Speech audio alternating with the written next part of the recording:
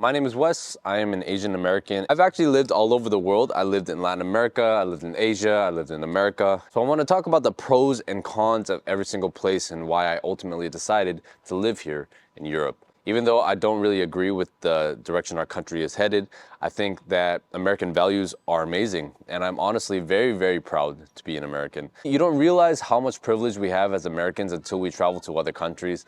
And people have to deal with issues, for example, visa issues when they're trying to travel. That's a big one Americans don't really have. The financial opportunity that we have in our country is probably some of the best in the world. Because here in Europe, it's great to live, but there's not a lot of economic opportunities. So unless you have a job online or if you're able to make money from the US, I can see why a lot of people here also struggle. I've been very critical of the US for a very long time. I just don't see it as a really good place to raise my family anymore. We can't even get something as simple as basic safety on the street.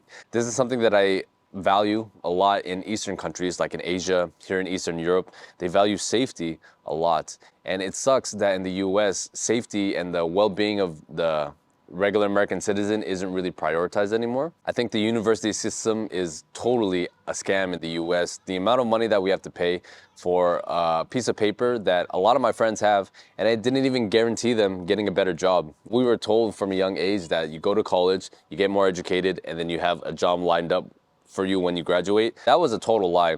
And most of my wealthy friends now did not go to college. They're either in the trade or they're an entrepreneur. Whereas a lot of my friends who did go to uni, a lot of them aren't even really using their degree in their job. I like the way that they do it in Europe because college here is either free or very, very inexpensive. And that's how it should be. If education is very important to your country, it should be free and widely available to all of your citizens. I think the US is just too big to manage itself, and I think the federal government is a little too strong because each state is totally different. And you have people who mainly dominate the big cities like New York or LA that are mostly liberal, trying to put their rules over the people who lean a little bit more conservative. Every single country has this dichotomy. Like even here in Poland, they have all the rich people, which kind of come to Warsaw, but then you have a lot of people from the smaller cities who are living in a completely different world. So the first place that I went to after the US was Latin America, and it's pretty easy to see why a lot of people are attracted to it. Such a fun language to learn, a vibrant social culture, an amazing dance culture. A lot of countries have really good food. The women are incredibly sexy. One of the big glaring issues of Latin America in general is safety. I think a lot of people, if they travel to Colombia or Mexico, it's great for the initial high because the culture is so different and they're very warm and they're very open. And in general, they're pretty welcoming to foreigners. But after you've had a few bad experiences, like for me, a lot of bad stuff happened to me in Colombia. I got jumped when I was on the street. I got scammed by a real estate company. I got scammed by a lawyer. I had a really crazy experience with my ex-wife and that divorce, which just blew up in flames. It was just negative experiences everywhere. When you have so many negative experiences like that, it's very hard to, maintain a positive opinion on it. If I were to talk about it objectively, I think Latin America is a really good place to start out if you are traveling outside of the US because the time zones are the same and the culture is very, very interesting, at least in the beginning. You're not 100% sure about the safety and you're always watching over your shoulder. And all the people that I know that have money, maybe they'll visit Latin America for a little bit or they'll go for the girls, but it's not really a good long-term destination and it's not necessarily a place that I would want to raise my family. Every single country is different. I hear a lot of really good things about Mexico City. In general, I feel like they stay away from doing trouble with foreigners because they still want to maintain a pretty good image. But there is the threat that you can't always have your phone out in public. You always have to be watching over your shoulder. I think that gets pretty exhausting after a while. A lot of Latin American countries, also the food is hit or miss. The food is really good in Peru,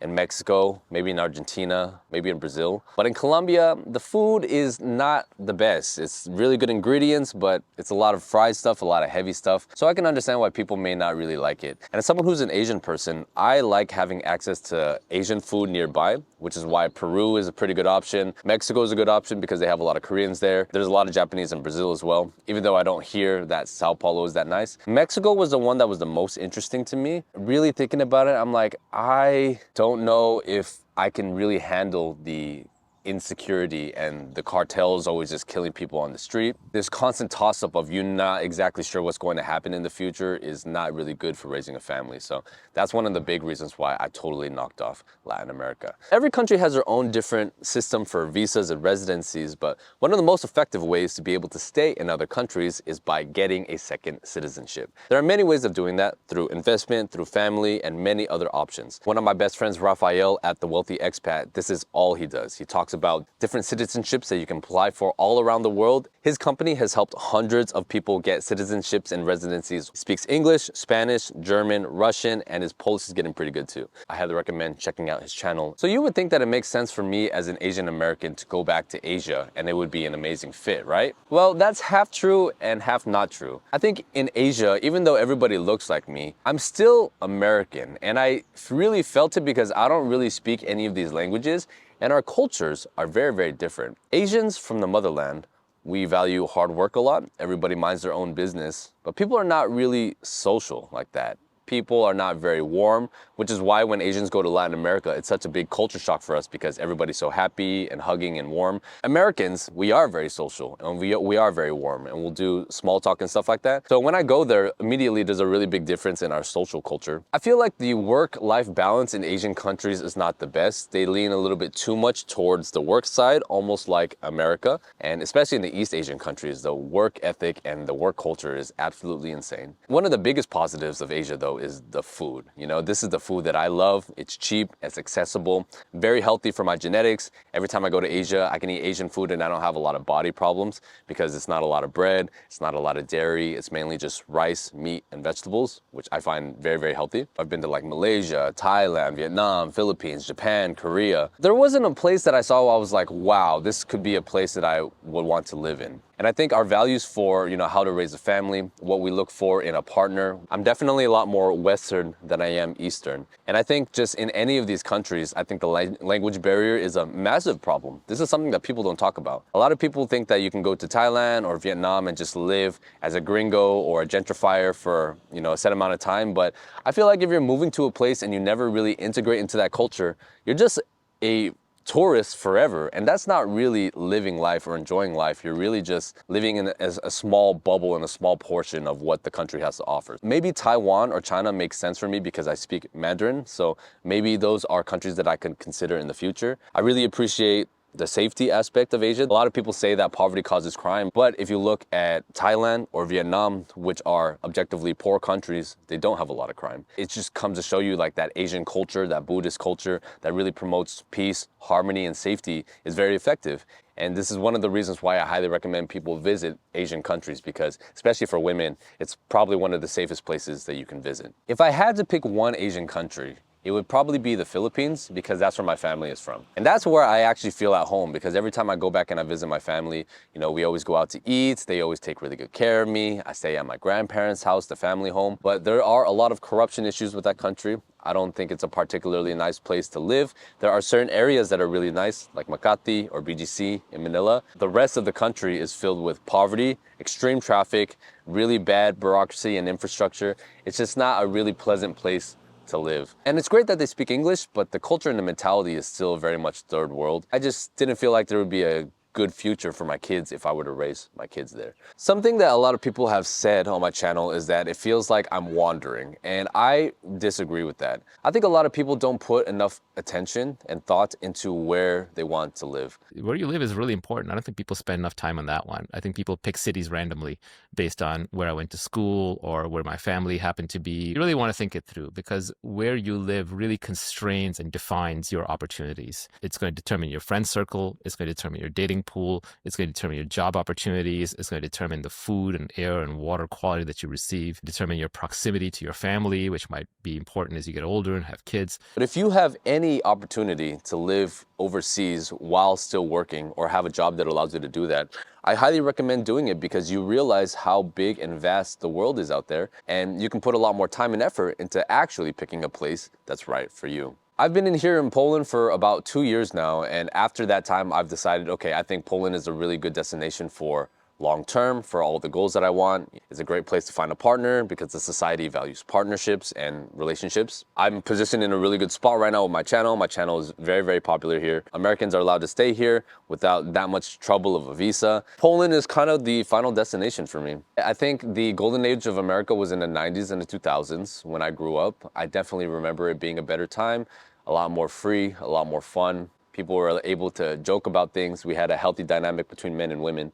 If you watch the movies from the 2000s compared to the movies that we have now, the male and female dynamics were totally different and a lot more normal. I don't think it's a particularly great place to date. Most of the people are obese, and the expectations and the entitlement of American people in general is very high. A lot of people complain about American women, but I don't think the men are doing much better either. And our culture kind of promotes this man versus woman mentality. That exists a little bit here in Poland too. Maybe I'll talk about that in a bit. So before I went to Colombia, I actually did a trip to a bunch of European countries. I did 12 countries in 6 weeks, so I saw most of Western Europe. And this journey was life-changing for me for a lot of reasons. I met a lot of people who just took off from their lives in the US and moved to Europe, and they've been here for 4 or 5 years. They said that their life was a lot happier here. At the time, I didn't know that was possible, but seeing these people able to do it inspired me to looking into maybe living in other countries around the world. I had a friend here in Poland. He's been here for 5 years, and he told me how Poland was great, especially for Asian Americans.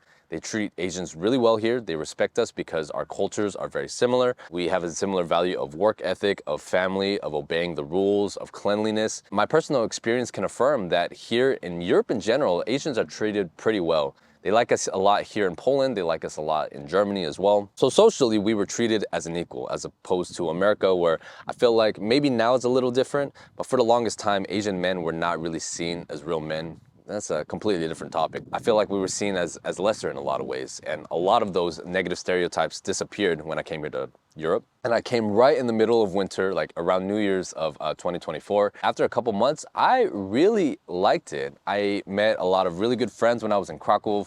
I really like how the country was developing a lot. Polish people are extremely nice and welcoming and very friendly to outsiders. And I really liked a lot of the things that they stood for. So after being here, I do believe in the country, and I believe Poland is one of the best countries in Europe right now for many reasons. Economy is growing extremely quickly. It just passed the 1 trillion mark like last year, which is crazy because now it's one of the world's greatest economies. I think it's the 20th biggest economy in the world or something like that, which is amazing considering that this country was communist not so long ago. I believe that there's a lot of tech talent that is coming to this country. I believe Warsaw specifically is going to be like the new Silicon Valley of Europe because it attracts a lot of tech talent from Asia, from the Stan countries, from Belarus, from Ukraine. I think it's in the perfect spot right now where it's developing very quickly and there's still a lot of prosperity and opportunity to be had. I really like how they value family a lot here and relationships. It's a stark contrast coming from Latin America, where infidelity was normalized in a lot of ways and everybody had second families or a kid with another woman,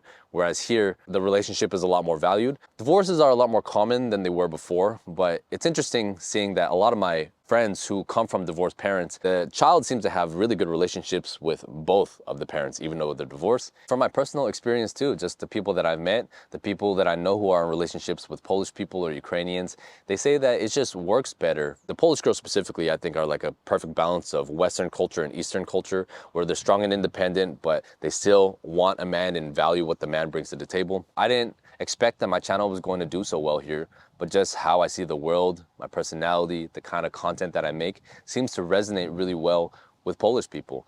And it's amazing because I didn't really have to change myself or who I am. I just made content that I was interested in, that I've always wanted to make, either in Asia or in Colombia, but the audience wasn't quite there for that. I don't know if I would want to raise my kids in Warsaw because it's a big city and it comes with a lot of, big city problems. I believe the smaller cities like Krakow, Wrocław, Poznan, Gdańsk, around the 700,000 population are really great cities and really great places. And I can see myself personally staying here for a very long time and raising a family here. The only downside would be if, war were to happen here. I'm always keeping a pulse on that. It's not very likely, but, who knows what will happen. I will always make the best decision for my family and try to protect my family. So in that case, we would move, or maybe I'll go back to the US or back to the Philippines. But other than that, there's no real reason that I would leave Poland. I really, really like it here. And I think a lot of Asian Americans will like living here as well. Definitely give it a shot.